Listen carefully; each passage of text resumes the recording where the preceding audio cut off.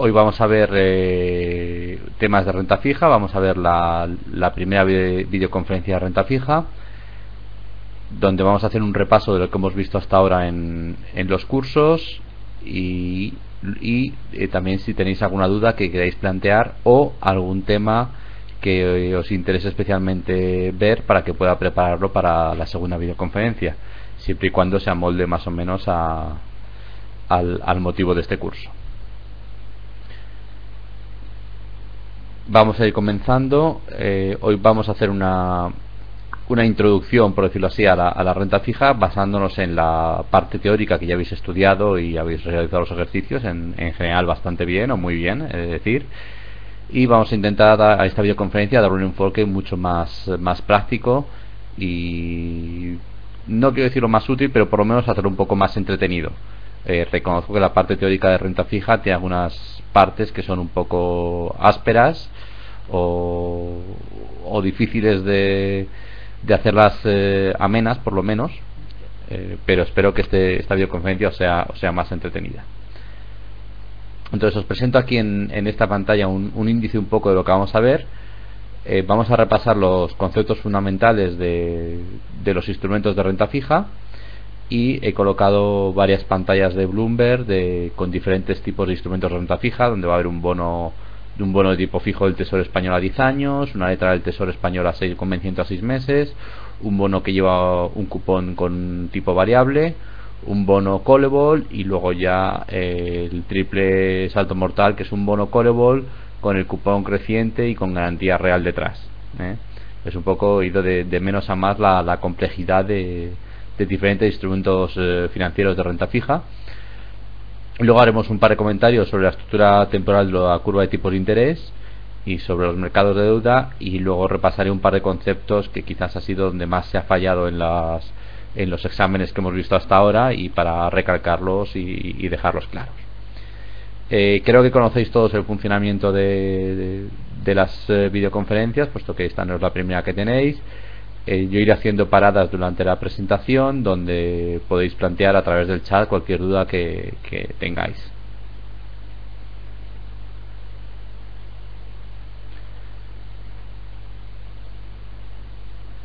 Aquí en esta pantalla os he preparado los conceptos básicos de un instrumento de renta fija, que son los que vamos a repasar en los bonos posteriores. Vamos a recordar rápidamente lo que son. El emisor es la entidad que ha pedido el dinero prestado, por decirlo de alguna forma, y que emite el producto de renta fija. Y es la entidad que se va a encargar de realizar los pagos. La entidad final que tiene que pagar, aunque bueno, pueda tener un banco que realice los pagos en su nombre, pero es la entidad responsable de los pagos. La fecha de emisión es la fecha en que se ha lanzado el bono o se ha comercializado. Vamos a hacer ejemplo con un bono como nombre genérico de producto de renta fija. Es la fecha en que se ha comercializado el bono, en el que se ha vendido la primera vez, en el que se ha acudido al mercado primario. El principal o nominal es el valor nominal de cada bono. En la mayoría de los casos, un bono al vencimiento vence al 100%, con lo cual el vencimiento se abona el valor nominal de cada bono, salvo casos excepcionales. Y la suscripción suele tener un precio. Muchas veces se suele acercar al valor nominal en aquellos bonos que tienen un cupón, pero no siempre. Suele haber pequeñas diferencias en función de la demanda y oferta en el mercado en ese momento. O sea, si hay mucha gente que está queriendo suscribir un bono en una nueva emisión, es posible que el banco que ha asesorado al emisor piense que lo podía vender al 100%, y si hay mucha demanda a lo mejor consigue venderlo al 100,5% o al 101%. Por tanto, el precio de emisión no tiene por qué ser el nominal. Lo contrario, si la demanda es menor de la esperada y tienen que bajar el precio, pues a lo mejor colocan un bono a un precio del 99%, 98%, cuando realmente pensaban colocarlo al 100%. Evidentemente los bonos cupón cero no se venden al 100%, sino que se venden a un precio inferior, porque al vencimiento se van a pagar el 100%. Luego el vencimiento o fecha de vencimiento es la fecha en que expira el bono y en que se realiza la devolución del principal a los tenedores de los bonos. El cupón es el interés, los pagos normalmente anuales, en zona euro suelen ser anuales, en el mundo anglosajón, sobre todo en Estados Unidos, suelen ser semestrales, algunos cupones pueden ser trimestrales. Hay una casuística enorme, pero vamos, quedaros con las ideas generales que en España el bono suele ser anual y en Estados Unidos suele ser semestral el pago del bono. La base de cálculo, os recuerdo que ya lo habéis visto en los apuntes, había por decirlo así 4 diferentes bases de cálculo, que era 30-360, que es que se calculaba que el año tenía 360 días y cada mes 30 días. Actual 360, que es que el año tiene 360 días, que son 30 meses perdón, 30 días por mes durante 12 meses. Actual es que se calcula los días exactos que tiene cada mes, por lo tanto en enero serían 31 días y en febrero serían 28 o 29 si es bisiesto. Luego hay 30 dividido entre 365 días, con lo cual se tiene cada mes de 30 días, pero el cálculo total del año 365 días o 366 si es bisiesto. Y actual 365, que se calculan los días exactos de tanto del mes como del año para el cálculo de interés. Os recuerdo que se representaban por 30/360 o A/360, 30/365 o A/365. El precio del bono es al precio que está cotizando. Evidentemente os recuerdo, y esto es muy importante, el precio va en sentido inverso al interés. Es decir, el mismo bono, si sube de precio, es que la TIR, que es el interés que está, la tasa interna de rendimiento, o el interés que efectivamente está sortiendo de la inversión, al subir el precio del bono, la TIR baja. Es decir, un bono que tiene un cupón del 5% y está a un precio 100, la TIR es un 5%, pero si el precio pasa de 100 a 110, estás pagando 110 por algo que te va a ir pagando anualmente 5. Por tanto el rendimiento que obtienes es menor. De acuerdo. Luego vamos a ver los códigos de identificación. Esto es algo que en los apuntes no se ha comentado, pues es un tema más práctico que otra cosa. El código ISIN, el Common Code, QSIP, Telecurso, hay muchísimos códigos. ISIN es el universal, que se aplica en todo el mundo, y luego el resto de códigos dependen un poco de en qué mercado esté cotizando el bono, se aplican unos u otros. Hablaremos también de los ratings de cada bono y de un poco de tipo de deuda, que hay deuda senior, deuda junior, deuda subordinada, con garantía real, etcétera. Vamos a pasar a ver ya el primero de los bonos que he colocado de ejemplo. Espero que lo podáis ver bien. Acordaos que en la parte superior derecha podéis maximizar el pizarrón para que lo veáis mejor en vuestra pantalla. Espero que lo podáis ver. Bueno, entonces os explico. Esta es la pantalla. Esta pantalla es una pantalla de Bloomberg. Y Bloomberg es el sistema de información. Hay varios, fundamentalmente Bloomberg y Reuters a nivel mundial, y luego, bueno, en España hay otros muchos como Infobolsa, etcétera, que son sistemas de información bursátil y todo tipo de noticias, pero están orientados fundamentalmente a la bolsa. Bueno, por bolsa, más que bolsa, perdón, la expresión es incorrecta, mercados financieros, donde se publican, donde se cotizan todos los precios de todos los bonos, o se dan información de todos los activos financieros, cómo están cotizando, lo mismo renta fija, renta variable, commodities, como puede ser el oro, la plata, el petróleo, el café, cualquier cosa sobre la que se negocie. Suele existir información financiera aquí, y suele ser información muy completa, información de todas las compañías que cotizan en bolsa, con sus números fundamentales, es decir, sus balances, su cuenta de pérdidas y ganancias, nombre de directivos, noticias específicas de la compañía y demás. Una descripción de cada uno de los bonos que hay cotizando en todo el mundo, o sea, es una base de datos enorme con sus precios, etcétera. Entonces aquí tenemos una pequeña descripción de lo que es el bono a 10 años español, que es el nombre fundamental como se conoce, que es un bono emitido por el gobierno español con vencimiento de 10 años. Entonces vamos a ir viendo poco a poco esta pantalla. Si alguno lo ve pequeñito, en la parte inferior derecha puede hacer una especie, pulsando un botón puede hacer un pequeño efecto lupa para que sea más fácil verlo. Entonces, bueno, Ya os digo, esto es una pantalla de Bloomberg. Los datos son no sé, de ayer o antes de ayer. Entonces os explico. Aquí arriba, bueno, es el gobierno, es el emisor en la parte superior izquierda, Spanish Government. Este es el Spanish Government Bond 5,4, que es el cupón, lo veremos más abajo, y la fecha de vencimiento, que viene en formato americano, mes, día y año. Aquí está el precio al que está cotizando, 103,48 la demanda, 103,66,50 la oferta, son precios en porcentaje, y esto que veis aquí es la TIR, es decir, el que paga 103,48, si negocia ese precio equivale a una TIR de 4,94 y 103,66 equivale a una TIR de 4,92. El precio de la referencia es de las 12 del mediodía. Eso por decir así la línea de resumen, y luego aquí abajo ya entramos en la parte descriptiva.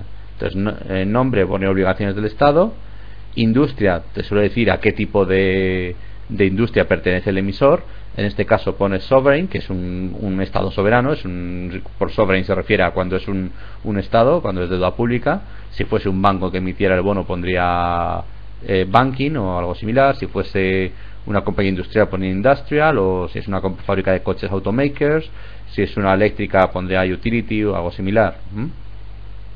Luego viene algo más información, security information, que es el mercado en que está emitido, que es la eurozona, qué país, que es España, y el ranking, que es senior and secured. Senior es que es una deuda preferente, que es de las primeras en cobrar, pero unsecured quiere decir que no tiene una garantía específica que garantice el pago de este bono. Es decir, en una hipoteca tú tienes un bien, que es el bien hipotecado, el piso, que garantiza el pago de esa deuda por delante de las demás. Con bonos se puede hacer lo mismo. Por ejemplo, una central nuclear, lo veremos más tarde, puede garantizar el pago de un bono de una compañía eléctrica. Como el gobierno español, cuando emite sus bonos y obligaciones, no vincula, salvo casos excepcionales, una garantía específica para el pago de ese bono, por eso se define como unsecured.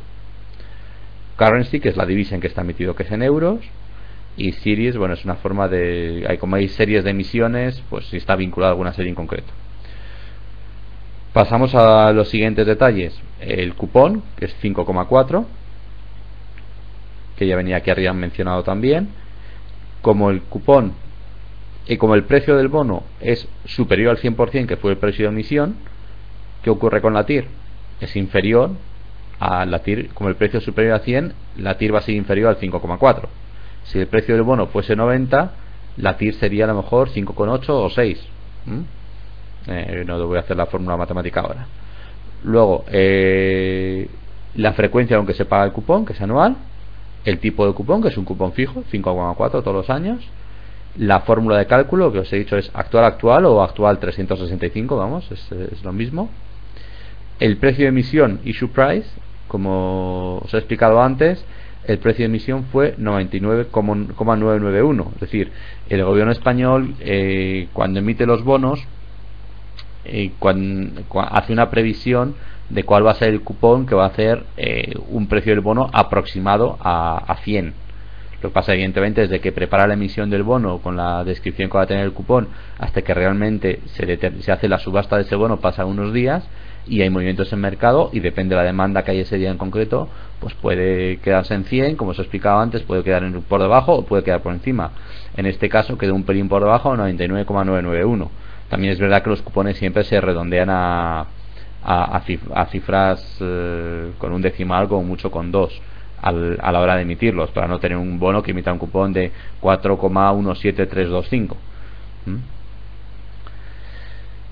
Luego el vencimiento, que es 31 de enero del 2023, que es un bono tipo bullet, que no tiene más condiciones específicas. Y luego issue spread, es por decirlo así el spread que tenía a la hora de emitirse. Es decir, es algo muy aproximado a la prima de riesgo. No es exactamente lo mismo, pues muy aproximado. Es decir, cuando se emitió se tomaba como referencia el mid swap del euro a 10 años, que estaba pues alrededor del 1,80, 1,70, y el precio fue 365 basis points, BP, puntos básicos por encima del precio del mid swap. Entonces, por eso de ahí sale la TIR que salió a la emisión, debió ser como 5,41, y el mid swap debía estar pues en 1,80 más 3,65 sale el 5,41. Estoy haciendo números redondeados, Luego, fórmula de cálculo Street Convention, que es la habitual de la calle, que no hay ninguna fórmula de cálculo raro. Y aquí veis fecha de anuncio del bono, 22 de enero del 2013, fecha en que empieza a computar intereses, el 29 de enero, fecha de primera liquidación, 29 de enero, y fecha de primer pago de cupón, 31 de enero del 2014. Es decir, el 22 de enero se anunció cómo iba a ser con la descripción del bono, que iba a ser un cupón 5,4 y demás. El 27 de enero, el primer día de negociación, los bonos 27 de enero o 27 o 29, no me acuerdo qué pone, y primer día de liquidación también 27 o 29 de enero, no veo bien, y a partir de ahí es donde empieza a calcularse el interés para el cupón, y el primer cupón se hace pago el 31 de enero del 2014.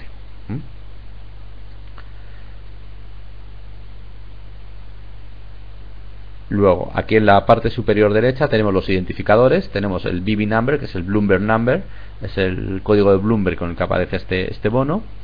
El código ISIN, son, si no recuerdo mal, dos primeras letras que identifican el país de emisión, en este caso ES para España.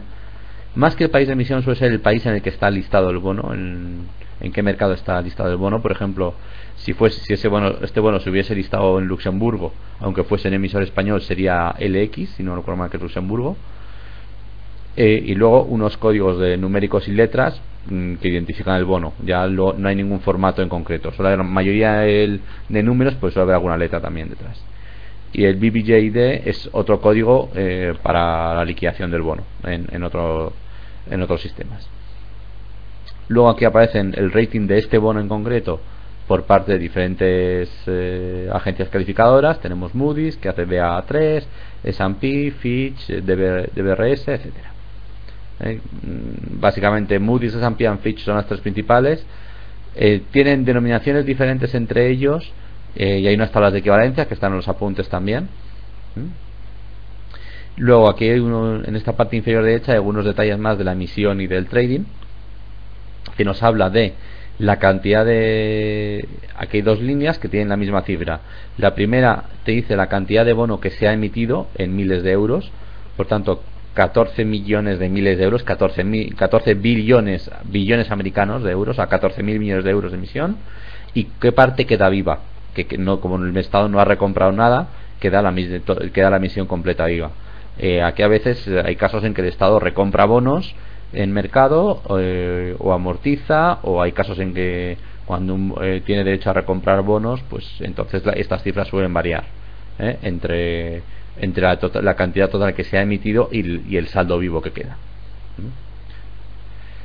Luego el tamaño mínimo y el incremento de peticiones, que son de 1.000 euros en 1.000 euros, es decir, podías comprar este bono por 1.000 euros, o sea, un nominal mínimo de 1.000 euros, y los incrementos de 1.000 euros, y puedes comprar por 1.000, 2.000, 3.000, etcétera. El Paramount, que es el nominal, que son 1.000 euros. El book runner quiere decir los bancos que han dirigido la colocación de este bono, que normalmente en el caso del Tesoro Español suelen ser las agencias que trabajan con el Banco de España. Por eso dice joint lead, que no ha sido un único banco, sino que es varios bancos. Y exchange es en qué mercado está cotizando, que es en la Bolsa de Madrid. Hasta aquí alguna pregunta, algo que queréis que repita, he ido demasiado rápido, demasiado despacio.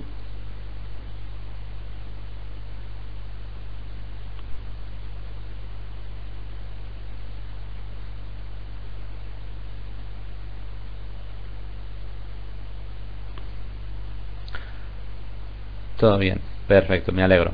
No hay ninguna duda, ninguna pregunta hasta ahora.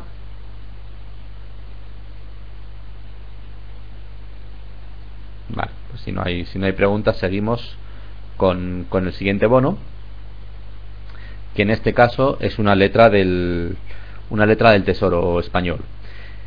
Esta letra, miradla un poco vosotros.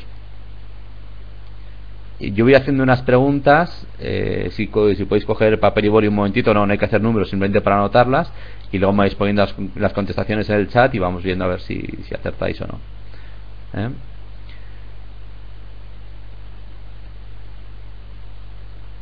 Mirad un poco la letra en general. Como os digo, la información de esta letra es de antes de ayer, creo que está sacada a la pantalla. Quiero un poco que me comentéis cuando se emitió esta letra, a qué vencimiento era. Es decir, tenéis que mirar cuándo se emitió y cuándo vence.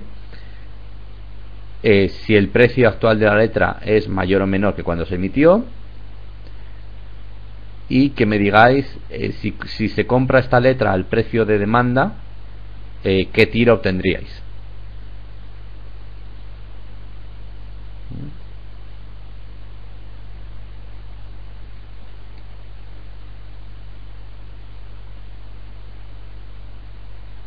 Os repito si queréis, por si no ha dado tiempo a tomar nota. O sea, ¿cuánto tiempo pasa desde que se emitió esta letra hasta su vencimiento? ¿Qué TIR implica si conseguimos comprar la letra 94,497? ¿Qué TIR obtenemos? Y si el precio de emisión de la letra es menor o mayor que el precio actual de mercado.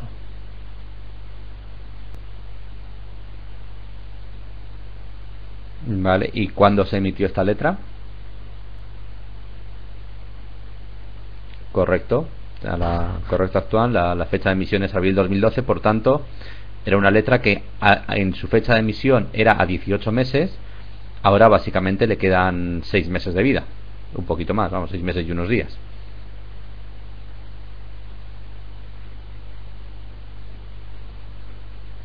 Vale. El precio actual de la letra es mayor o menor que su precio de emisión.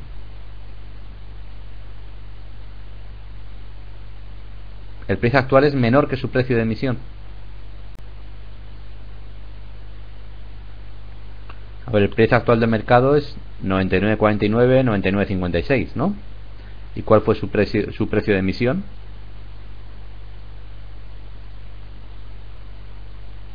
Vamos a ver, lo tenéis en la descripción.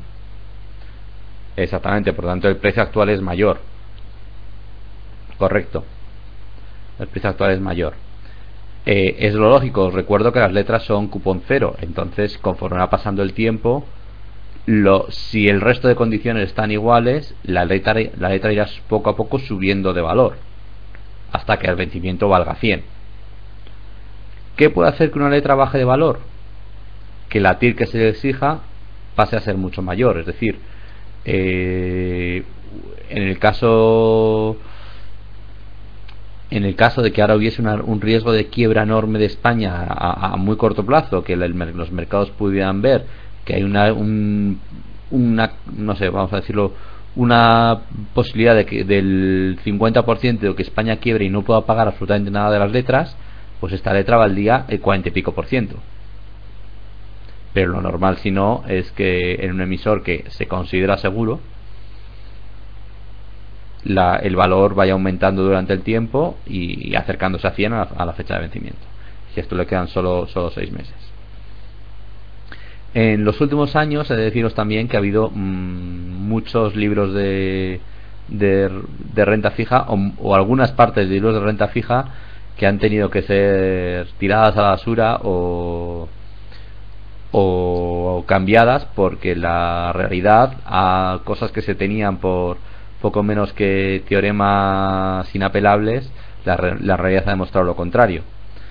Por ejemplo, se decía que un bono soberano de un país, pues bono soberano se refiere a un bono emitido por el tesoro de un país en teoría desarrollado y demás, pues que se considera un activo libre de riesgo, un activo sin riesgo. Hoy podemos comparar el bono alemán y el bono español y uno tiene más riesgo que el otro, porque tiene un precio diferente, con lo cual uno tiene un riesgo implícito mayor que el otro. O sea, el español tiene un riesgo mayor que el alemán, sin duda. Esos eran cosas que hace unos años no se veía tan claramente entre países desarrollados. Evidentemente, con otro tipo de países no. Si queréis, comentando un poco más, por ejemplo, cuando España entró en la Unión Europea, la diferencia de tipos de interés que había entre España y otros países de la Unión Europea era enorme. Eso fue realizándose una convergencia y el bono español durante mucho tiempo estuvo cotizando al mismo nivel que el alemán, y en algunos momentos muy concretos incluso más caro. Es decir, se veía más riesgo en la economía alemana que en la española hace unos años, y mirad dónde estamos ahora. Por eso digo que ha habido muchas teorías de la renta fija es anti la basura. Yo todavía de vez en cuando me encuentro algunos libros de renta fija que tienen más de 4 años, que por ejemplo dicen que una compañía nunca podrá tener un rating mejor que el del país donde está establecida. Bueno, pues eso es una cosa que hoy día no se cumple. Hay compañías, muchas compañías españolas que tienen un rating mejor que el gobierno español, y no hablemos ya si comparamos con el rating de las comunidades autónomas. Pues eso es una cosa que algunos os podéis encontrar en algunos libros de renta fija, o que hablen de renta fija, que si tienen más de 3 o 4 años pueden colocar eso como un axioma, y es una cosa que hoy día ya no es un axioma. Se puede decir que es una condición, una situación bastante habitual, pero que en casos excepcionales, como llevamos viendo en los últimos 3 o 4 años, puede no cumplirse. De acuerdo. Y creo que me he ido por las ramas, y creo que quedaba una pregunta, que es ¿qué TIR implicaría si compramos esta letra al 99,497%? 0,92. Ahí está rápido tecleando. Muy bien. Vale, ¿alguna duda más con respecto a esta letra, o algo que queráis comentar? Vale, pues pasamos al siguiente ejemplo. Este ejemplo, si no recuerdo mal, es un... Sí. Un segundito. Vale, a ver, así creo que se ve mejor. Este es un bono con un cupón flotante. Entonces, como os comentaba antes, si entramos aquí en la zona de la descripción, el emisor es BNP Paribas, y nos dicen qué industria está, que es la industria bancaria. Mercado de emisión es un mercado global, o sea, se ha emitido en todo el mundo. El país de emisión es Francia. La divisa está emitida en dólares, es decir, aunque sea Francia, no tiene por qué emitirse en euros, se puede emitir en dólares. El ranking es Senior Unsecured, exactamente igual que el caso antes de la letra y del bono. Es decir, es una deuda senior que está, por decir así, de las primeras a la hora en caso de que fuese mal, estaría de las primeras a la hora de cobrar, pero que no hay una garantía específica para garantizar el pago de este bono. Y Series BKNT Banking Note, supongo que se refiere, una forma de llamar a la serie de emisión. Entonces aquí tenemos el cupón 1,20% tipo floating, flotante o variable, vamos. Es que lo de flotante es un americanismo, lo siento, pero al final tanto leer en inglés se pega. Aquí viene la fórmula del cálculo, que es el LIBOR trimestral, quarterly es 4 veces al año, por lo tanto trimestral, más 90 puntos básicos. Fórmula de cálculo actual 360, en precio de emisión 100%, y vencimiento 10 del 1 del 2014. ¿Por qué el precio de emisión en este caso es 100%? Porque normalmente, por decir así, lo que se negocia en la emisión es cuántos puntos básicos hay que sumarle al LIBOR trimestral. Es decir, si hubiese mucha demanda, a lo mejor se hubiesen sumado solo 88, 87.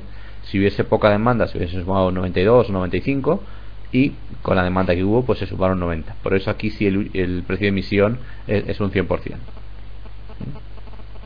Si vamos a los detalles, como veis, vencimiento es el 10 de enero del 2014, con lo cual le quedan unos 8 meses de vida.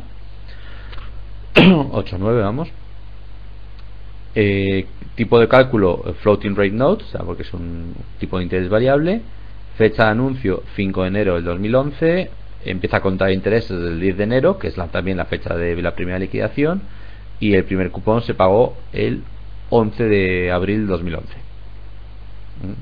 Luego aquí tenemos identificadores, el Bloomberg Number, que en las pantallas de Bloomberg viene siempre, el leasing que os he dicho que viene siempre también, y el tercero es el CUSIP, que es un identificador del mercado americano. Como es un bono que está emitido en dólares, debe tener bastante entre comillas negocio, o debe ser bastante negociado en el mercado americano, y por lo tanto aparece aquí el identificador CUSIP. Es posible que aparte de estos tres tenga más, pero bueno. Son esos casos. Luego el rating del bono por Moody's, por S&P, por Fitch y demás, y Composite, que es una mezcla de todos, y luego la cantidad emitida, que son 2,3 billón, y la cantidad viva, que también son 2,3 billón. El precio mínimo, perdón, el tamaño mínimo de demanda son 1.000 euros, y cada incremento mínimo de 1.000 euros, esto se va siempre en nominal, y el bookrunner, que es el emisor, pues en este caso fue BNP Paribas, que como es un banco, ellos mismos dirigieron la emisión.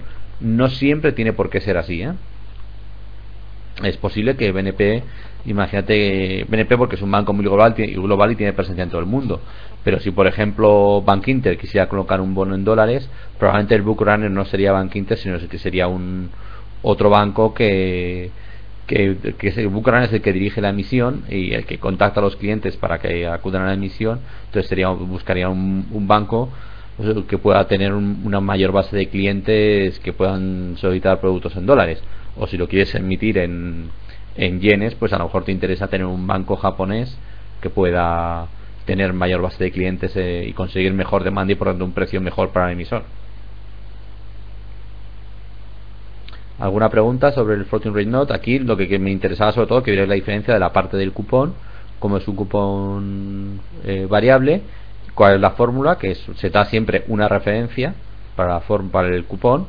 Lo normal es que sea pues un Euribor 3 meses, o como es dólar, Libor 3 meses, o Libor 6 meses, o un año, y más un spread, un margen añadido que implica un poco el riesgo respecto al resto del mercado.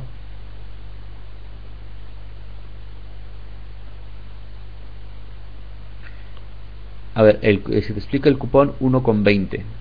A ver dónde estamos. Sí, el cupón 1,20 quiere decir que el Libor a 3 meses americano, cuando se hizo la última revisión, que debió ser, estamos a pues la última revisión debió ser en enero, el 10 de enero aproximadamente, día arriba día abajo. Esto quiere decir que el Libor americano a 3 meses estaba al 0,3%. Entonces 0,3% más 90 es 1,25.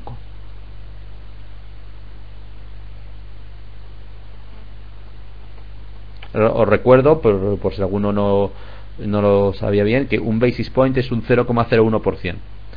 Sí, en este caso la liquidación es trimestral. Lo más lógico además es que si la liquidación es trimestral, evidentemente se va a tomar el Libor a 3 meses, por eso es quarterly, que es el de un cuarto o de un cuatrimestre, por decirlo así. Joder, cada día hablo peor en español. Un cuatrimestre, un cuarto del año, que es un trimestre. Y la liquidación es cada 3 meses. En algún punto lo normal es que si dice Libor a 3 meses es que la liquidación es trimestral, si no vendría en grande, que es otro tipo de liquidación. Si fuese a 6 meses pondría US Libor semianual y US Libor.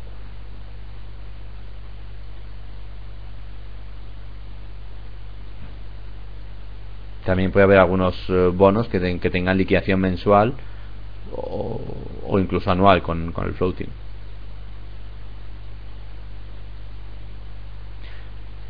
También hay bonos, para complicándolo entre comillas un pelín más. A ver, aquí el cálculo de cupón es muy sencillo. Es decir, es una referencia que es el Libor trimestral más un spread. En la fórmula le podemos meter todo tipo de cálculos. O sea, le podemos meter desde los días que ha llovido en Nueva York en el último trimestre hasta los goles que ha metido Cristiano Ronaldo. O sea, se puede hacer todo tipo de productos. A ver, suena absurdo, pero no sé si algunos acordaréis que hace poco, con el Mundial de Fútbol y con la Eurocopa de Fútbol, durante ese año hubo algún producto bancario en España que pagaba más interés si España ganaba el Mundial o si ganaba la Eurocopa, o entre comillas algunas empresas de ventas de electrodomésticos que si España ganaba todos los partidos o España ganaba el Mundial te salía el electrodoméstico gratis. Bueno, pues la cobertura de ese tipo de productos se puede hacer también desde el punto de vista financiero y se puede hacer con este tipo de bonos. Por eso digo que la fórmula se puede llevar a todo. Por ejemplo, uno de los primeros casos de derivados en el mundo fue un banco de inversión que cubrió a unos agricultores los días de lluvia y cubrió ese riesgo por otro lado con un fabricante de paraguas. Entonces hizo de intermediario entre los dos, y en función de los días de lluvia que hubiese al mes, unos tenían que pagar a los otros, y el banco se puso en medio. Es meterme en otra parte un poco más compleja, que es derivados, que ya sé que os lo da Enrique, pero es un poco poner un ejemplo como el mercado financiero tiene soluciones o posibles soluciones, y por tanto puede causar problemas en casi todo. Pero eso, bueno, era mencionarlo y dejarlo ahí. ¿Alguna duda más sobre los bonos floating?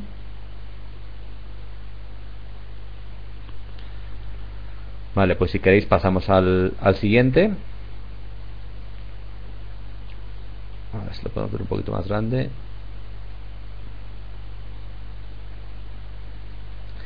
A ver, este es un bono emitido por un trust de Deutsche Bank que se llama Deutsche Bank Capital Fund Trust 5. Tipo de mercado es instrumento financiero diversificado, porque es, por decirlo así, una compañía que pertenece a Deutsche Bank que cuelga de ella. Mercado de emisiones euro, no dólar.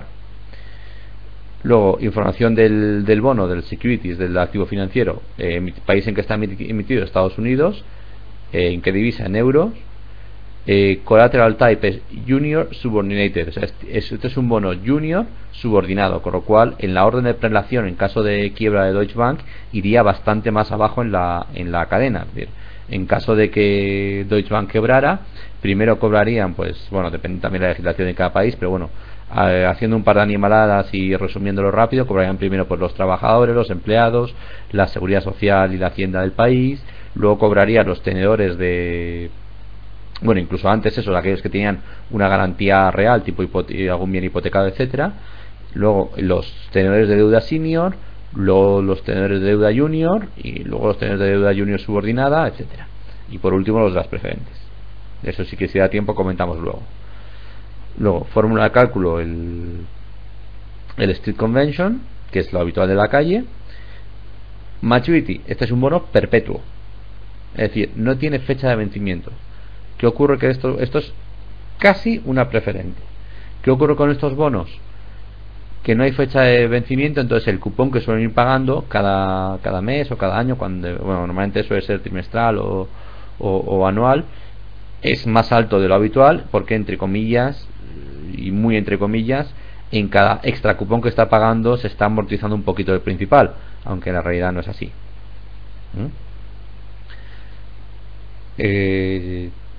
Como os digo, tiene un cupón del 6,15 fijo, trimestral.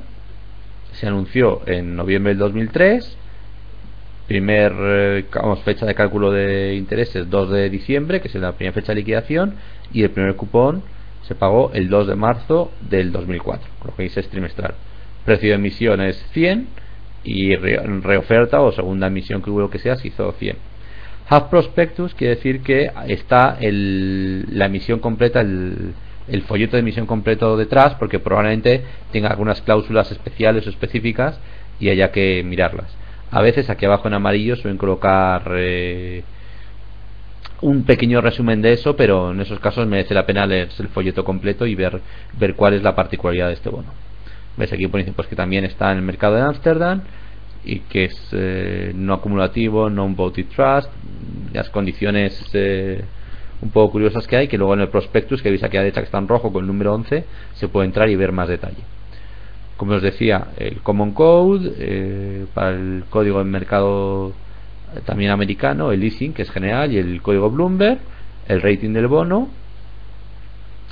cantidad del bono emitida y cantidad del bono viva, y mínimo tamaño de demanda y de cambio, o sea, el mínimo tamaño para petición 100 euros, y los incrementos pueden ser de 100 en 100. Aunque todos los bonos que hemos visto hasta ahora, el tamaño mínimo y el incremento eran el mismo tamaño, no siempre tienen que ser así. Es decir, puede haber un bono que te diga tamaño mínimo de petición 10.000 y luego que puedes ir sumando de 1000 en 1000, entonces puedes pedir 10.000, 12.000, 11.000, 12.000, etcétera, no siempre tiene que ser 10.000, 20.000. Luego Bookrunner, Deutsche Bank y Exchange. ¿En qué bolsas cotiza? Multiple, en varias bolsas. Entonces este bono, que aquí arriba tenemos el precio, la demanda está a 100,23, la oferta a 101,40, y aquí está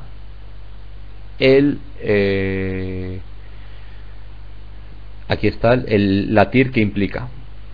Aquí hay una TIR negativa porque este bono era callable. No me acuerdo dónde aparecía. Quiere decir que el emisor lo puede recomprar. Creo que en la página siguiente venía, me parece. Sí. Vale. Este bono es un bono callable, es decir, el emisor lo puede recomprar. Esta es una de las características que aparecían en el prospectus. Entonces el emisor tiene fechas en que lo puede recomprar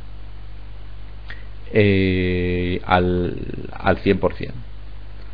Por eso puede salir una TIR negativa en algunos casos. Luego en otro ejemplo lo vamos a ver más claro. También una cosa que no se ha comentado hasta ahora, el concepto de cupón corrido. Los precios de los bonos, salvo que se indique lo contrario, lo habitual en el mercado es que se coticen sin el cupón, o sea, sin el cupón corrido. ¿Qué es el cupón corrido? El cupón corrido es la parte de interés de cupón que ha transcurrido desde que se ha realizado el último pago hasta hoy. Es decir, este bono, el último pago lo hizo el 2 de marzo del 2013 y el siguiente pago lo va a hacer el 2 de junio. Entonces, supongamos que estamos a 2 de abril para simplificar los cálculos. El cupón que paga este es trimestral. Bueno, perdón, este era sí, cupón es trimestral, podéis que pone quarterly, pero desde que ha pagado el último cupón ha transcurrido un mes. Si el cupón es un 6,15 cada vez y ha transcurrido un mes, ha pasado 2,05, un tercio de esto, que ya tenemos, entre comillas, por decirlo de alguna forma, ganado o acumulado. Esa parte de cupón no está incluido en el precio. Es decir, el que paga 100,23 realmente tiene que pagar 100,23 más el cupón corrido, el cupón que se ha generado desde el último pago hasta hoy, que es 2,05. ¿De acuerdo? Entonces, en este caso, ¿qué ocurre? Ya en el cupón corrido sí está calculando en la TIR, por eso sale una TIR negativa, porque el banco tiene posibilidad de recomprar a un precio más bajo. Entonces, el que está vendiendo a este precio tan alto, bueno, hay un spread enorme entre demanda y oferta, es porque le sale más rentable venderlo que correr el riesgo que se lo amortice el banco. No sé si ha quedado claro o hay alguna pregunta, no sé si me he explicado bien. En un ejemplo posterior lo vamos a ver más claro de todas formas. Vamos a pasar a la siguiente página, que es también de este mismo bono, y donde aquí se aplica un ejemplo del yield si el bono se mantiene hasta cada fecha. Entonces, si el bono se mantiene hasta el 2 de junio y ahí se amortiza, está calculado con el precio de oferta, tendría una yield negativa. Es decir, que compra el bono al precio de oferta estaría palmando pasta, porque esto está asumiendo que el emisor va a recomprar el bono en esa fecha. Si el emisor no recompra y se mantiene otro trimestre más, ya tendría una TIR positiva del 2,68. Si en lugar de hasta septiembre se mantuviese hasta diciembre, tendría el 3,98. Y así, si se fuera manteniendo más trimestres, pues la TIR iría creciendo. Si queréis, aquí hago un inciso y os comento un poco rápidamente el tema de las preferentes, que es asimilable a este tipo de bonos. ¿Qué ha ocurrido con las preferentes? Las preferentes son un ejemplo de este bono. ¿Y qué ocurría? O qué ha ocurrido durante muchos años en España. Como los tipos, se emitían unas preferentes que pagaban un cupón bastante alto, eran muy interesantes, pagaban un cupón alto, pero de repente los tipos de interés seguían bajando y entonces el banco veía que ese cupón era demasiado alto y le merecía la pena recomprar la emisión de preferentes para financiarse a un coste más barato. Por eso,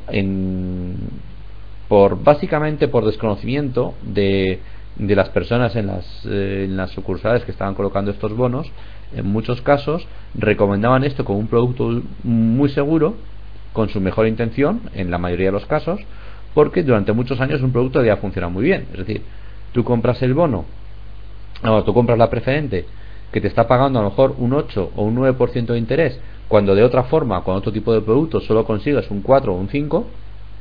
Y oye, no te preocupes que esto el banco en un par de años te lo recompra, te devuelve tu nominal, y mientras tanto tú te has metido un 9% para el bolsillo. ¿Por qué ha pasado esto? Porque los tipos de interés a que se podían financiar los bancos cada vez eran más bajos. Entonces les interesaba recomprar la preferente y refinanciar a un tipo de interés más bajo. Cuando han llegado los problemas financieros y en lugar de financiarse de forma a un precio más bajo, se tenían que financiar a un precio más alto, pues evidentemente no han amortizado estas preferentes, porque no les interesaba a los bancos.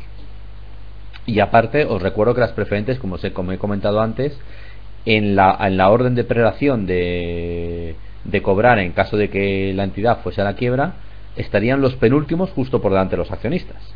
Es decir, cobraría antes cualquier otro tenedor de cualquier otro bono del banco, porque la preferente por eso se llaman acciones preferentes.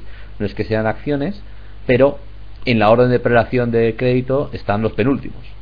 Entonces, ¿qué ha ocurrido? En cajas que han ido a pseudo quiebra o rescate del Estado y demás, pues claro, las posibilidades de que las preferentes puedan cobrar algo ha bajado muchísimo, y por eso todo aquel en el mercado que tenía preferentes las intentó vender y hundió el precio. Esto es lo que ha ocurrido desde el punto puramente financiero y aséptico. ¿Siguen pagando el 8% anual? Depende, porque hay que ver las condiciones. Muchas tienen condiciones de que pago interés siempre y cuando el banco tenga beneficios, etcétera. Entonces, por ejemplo, cajas que han tenido pérdidas ese año no han pagado el cupón. Ahora depende, hay que ver las condiciones exactas de cada preferente. Si para volver a pagar ese 8% tienen que compensar las pérdidas que han sufrido o no, o es simplemente si tienen beneficios en el año. Hay que estar a leerse el folleto con total detenimiento. Imaginaos, por ejemplo, una preferente de Bankia que diga que si se producen pérdidas no vuelve a pagar cupón hasta que se compensen las pérdidas. Os recuerdo que el año pasado las últimas cifras que dio Bankia fue una pérdida de 10.000 millones. Para que genere 10.000 millones de beneficios tienen que pasar unos cuantos años. Por tanto, si tiene esa cláusula, que no lo sé, y hay que estar a cada preferente, no pagaría cupón hasta que se produzca eso. Por tanto, el tenedor de una preferente de Bankia tendría un papel diciendo que tiene derecho a cobrar el cupón el día que Bankia empiece a tener beneficios y haya compensado esas pérdidas anteriores. Una del BBVA que sigue con beneficios, ¿se podría tener paciencia y mantenerla? Sí. A ver, el problema las preferentes ni antes eran una cosa perfecta ni ahora son un engendro del demonio. Todo depende del precio. A ver, un piso en el barrio de Salamanca en Madrid puede ser fantástico a 200.000 euros, pero a 20 millones puede ser una animalada. Pues con las preferentes pasa lo mismo. Todo depende que el precio al que se ha comprado sea razonable. Entonces, si crees que va a haber una recuperación económica, que el BBVA va a ir mejor,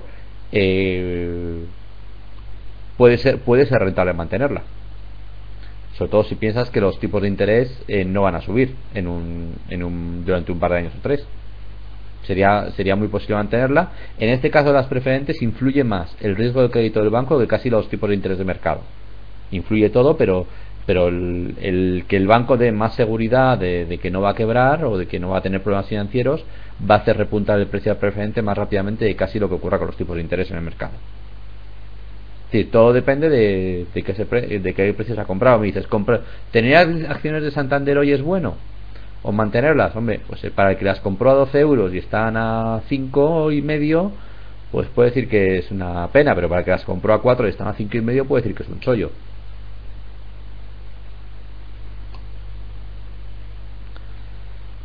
De acuerdo.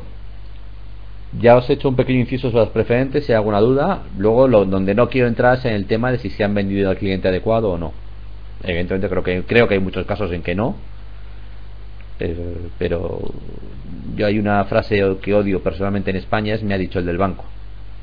Y como me lo ha dicho el del banco a misa, yo pues vamos a ver, tú cuando vas al Corte Inglés, aunque la dependiente te diga que el vestido te queda fantástico, te miras en el espejo, ¿verdad? O te vas con una amiga que te asesore si te queda bien o no. Bueno, cuando vayas al banco, lo mismo. Si no entiendes de productos financieros, el empleado del banco cobra del banco y tiene que hacer lo que diga el banco. Así que si no entiendes de productos financieros, merece la pena pagar un asesor externo. Lo que ocurre es que en España no hay cultura de pagar un asesor externo, pero merece la pena a partir de un determinado nivel de inversión. No te voy a decir para 1000 euros, pero ese es un mercado que además en España va a crecer y está creciendo ya los asesores externos, y sobre todo asesores externos independientes que no están casados con ninguna entidad financiera y que no te recomiendan los productos en concreto de una entidad financiera. Esa es mi opinión personal. Pasamos al siguiente caso, que esta es la que os decía ya, el bono callable con tirabuzón. Este es un bono emitido por RWE, que es una compañía eléctrica alemana. Bueno, como veis, el tipo de compañía Electric Integrated, porque es un negocio integrado vertical. Está emitido en Alemania, desde Deutschland, con código de Alemania. La divisa está emitida en dólar. Tipo de colateral es junior subordinada. Tipo de cálculo fijo a variable. Ahora veremos con más tiempo, porque los cupones cambian según pasen los años. Fecha de vencimiento 12 de octubre del 2072. Le queda mucha vida. Era un bono que está emitido a 60 años. Callable call, esto quiere decir que RWE tiene derecho a recomprar el bono al 100 el 12 de octubre del 2017. Cupón es un cupón variable, ahora entraremos en detalle el cupón. Por ahora paga un 7%. El tipo de cálculo se anunció en 21 de marzo del 2012. Se liquidó, vamos, y primera fecha de cálculo de intereses 12 de abril del 2012. Primer cupón 12 de octubre del 2012, es decir, un cupón semestral. Se emitió al 100%, se reofreció al 100%, tiene prospectus, bueno, los códigos de identificación del bono, como veis tiene el Common Code, el Icing Code, Wertpapier, que es Wertpapiere, que es un código alemán de liquidación, los ratings de la compañía, cantidad emitida, 1.000 millones de dólares, o 1 billón, se podía comprar en tamaño mínimo de 2.000 dólares. Bookrunner o bancos directores de la emisión, joint deeds, con lo cual eran varios, y bolsa está cotizando en varias. Ahora a ver si podéis ver lo que viene aquí abajo en amarillo. Tipo de cupón, un 7% hasta el octubre del 2017. A partir de octubre del 2017, el tipo fijo pasa a ser el tipo de interés del mid-swap a 5 años más 575,4 basis points.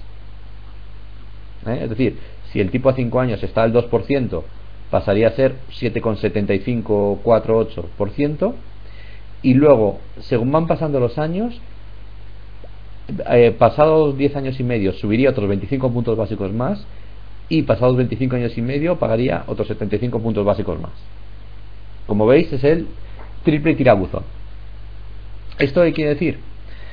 ¿Y por qué se hace esto así, con tipos aumentando con el paso del tiempo?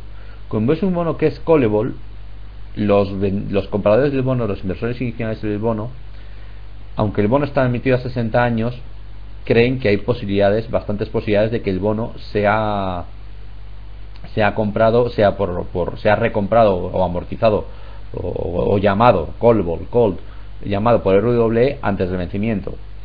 Entonces, para que puedan hacer un cálculo más aproximado de a cuánto tiempo va a ser su inversión, aunque lo van a dictar los mercados, lo que se hace es aumentar el cupón que paga en el futuro, para que aumenten en el caso de que no se realice la amortización por parte del emisor en el 2017, las posibilidades de que se amortice antes del vencimiento sean mayores, al ir subiendo los cupones, para que sea más fácil que llegue un momento en que le resulte ventajoso amortizar al emisor. Por tanto, es decir, si en el 2017, que son 5 años desde que se ha emitido el bono, no me lo han recomprado, pues las posibilidades de que tenga que aguantar otros 55 años son menores. Que puede llegar que el bono llegue al vencimiento a los 60 años, pero las posibilidades son menores que si tuviese un cupón fijo. Eso es la idea de por qué se hacen los cupones que según va pasando el tiempo sean mayores en estos tipos de bonos callable. Pues se intenta favorecer a los inversores que los compran. Ahora pasamos. El precio aquí arriba del mercado, veis, 107.50, y eso implica un cupón del 5,12%. No sé si ha sonado alguna. Vale. Entonces pasamos a la siguiente página, donde viene como antes la descripción de los pagos de cupones, y aquí tenemos ahora, claro, la primera, entre comillas, barrera es el octubre del 2017, que te da un tipo de interés del 5,11 si se amortizara ahí el ATIR, una tasa interna de rendimiento o tipo de interés implícito de la inversión. Si se mantuviese, si no se amortizase el emisor, no amortizase en el 2017 y se siguiese vivo hasta el 2022, el cupón pasaría al 6,72. Bueno, perdón, el cupón no, la TIR pasaría al 6,72, en función de cómo está el mid swap a 5 años ahora, que es como se calcularían los intereses del 2017 al 2022. Y así para diferentes vencimientos, si el bono siguiese vivo, cuál sería la TIR en las condiciones actuales de mercado. Ya os digo que es un ejemplo más de triple tirabuzón o triple mortal. Se puede complicar hasta extremos absurdamente complejos, pero la verdad es que ese tipo de productos existen. No es lo más habitual, esto representa a lo mejor un 10% del mercado, pero existe y por tanto quería contároslo. O sea, no me interesa que sepáis el detalle en absoluto de este bono porque es un buen ejemplo, pero sí que os quedéis con la idea de qué tipo de estructuras se pueden hacer con bonos. ¿Alguna pregunta hasta aquí antes de que cambiemos de tema?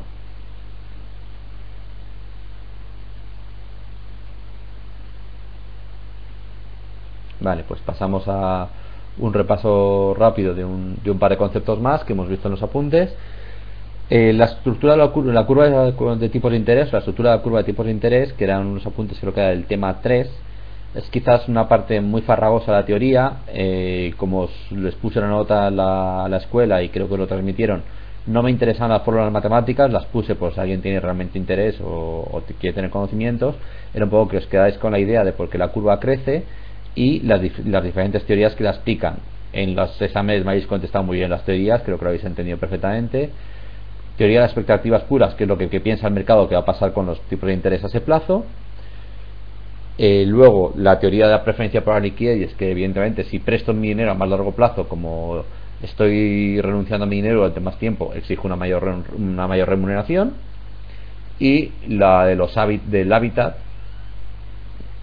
si lo quiere cargar, la teoría del hábitat, que es básicamente que los inversores tienen... Uy, se queda cansada ahora. Teoría del hábitat preferido, que los inversores tienen mayor preferencia por unos vencimientos u otros, y por eso mayor demanda o menor demanda en unos vencimientos implican en los tipos de interés a esos plazos. Esto en España a lo mejor no se ve tan claro, pero tener en cuenta que, por ejemplo, en el mundo anglosajón, Estados Unidos e Inglaterra, es muy típico que cada vez menos, pero era muy típico que las compañías tuviesen planes de pensiones privados, que a diferencia con España, en España un plan de pensiones de una compañía, la compañía aporta un dinero todos los meses al plan de pensiones y se olvida del rendimiento, es decir, luego ya lo que haga el plan de pensiones arriba abajo es un riesgo del trabajador.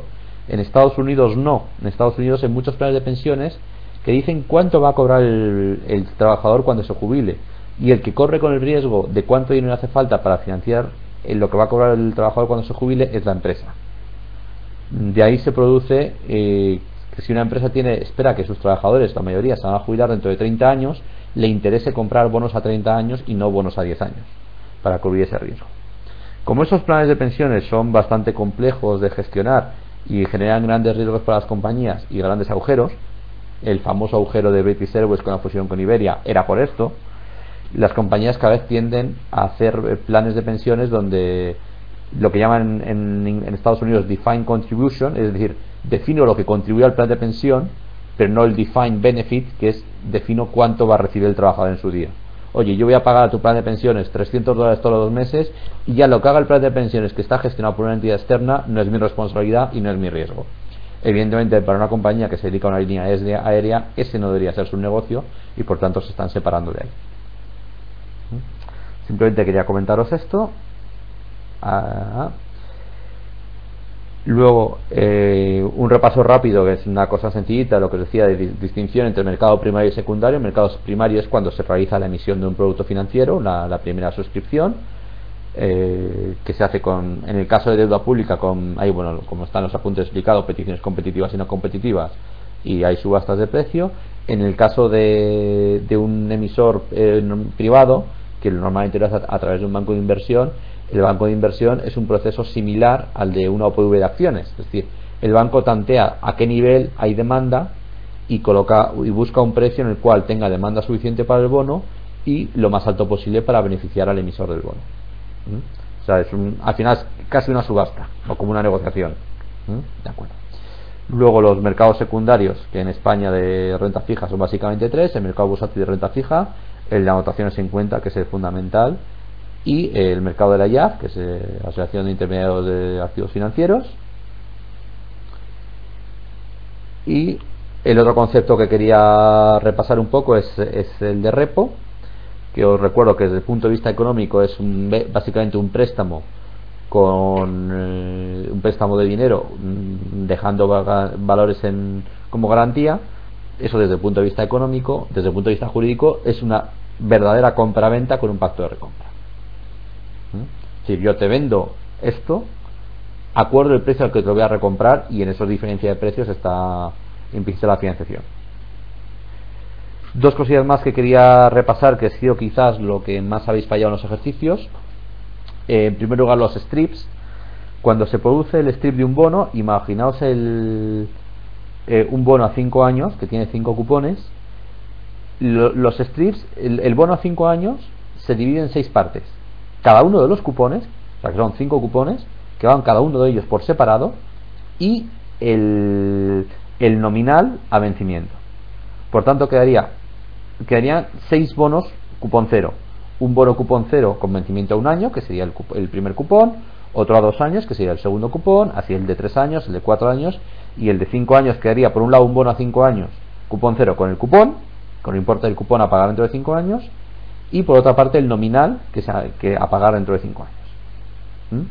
Eso allí ha habido, no sé si los apuntes no estaban muy claros o no ha quedado muy claro por lo que sea, por eso quería recalcarlo. Es decir, cuando se hace un strip de un bono, se divide, cada uno de los cupones es un strip y el nominal es otro strip.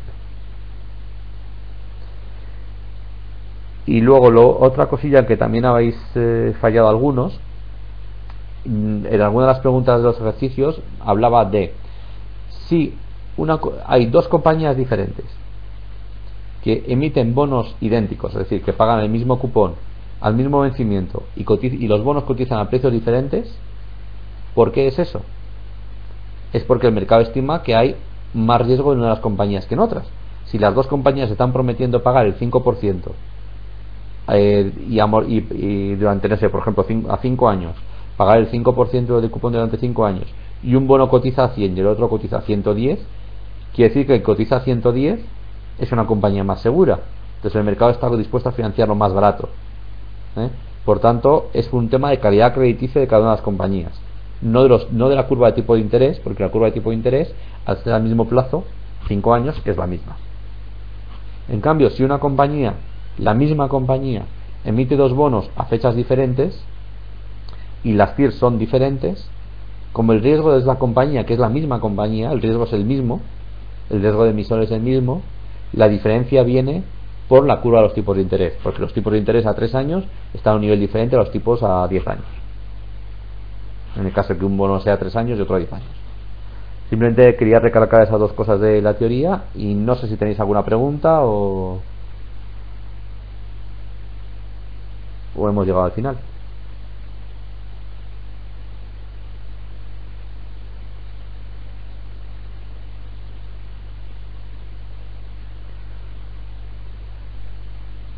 Bueno, pues si no hay ninguna pregunta, pues si queréis lo dejamos aquí. Si hay algún tema que queráis ver específicamente en la segunda conferencia o algún tema que queráis comentar, o bien podéis verlo aquí ahora o mandáis un mail a la escuela y ellos nos lo harán llegar para que lo prepare para la segunda videoconferencia que tenemos a final de mes. Y poco más. Cualquier feedback de si, oye, si el nivel es demasiado alto o demasiado bajo también será bienvenido.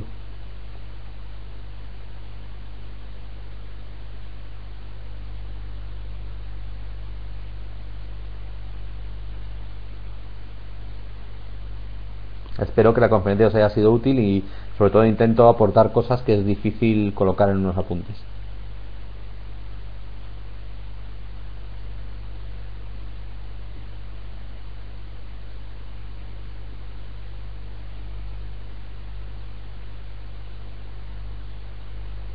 Bueno, muchas gracias. Nada, pues si no hay dudas ya lo dejamos y estamos en contacto a través de la escuela o si no en la videoconferencia de final de mes.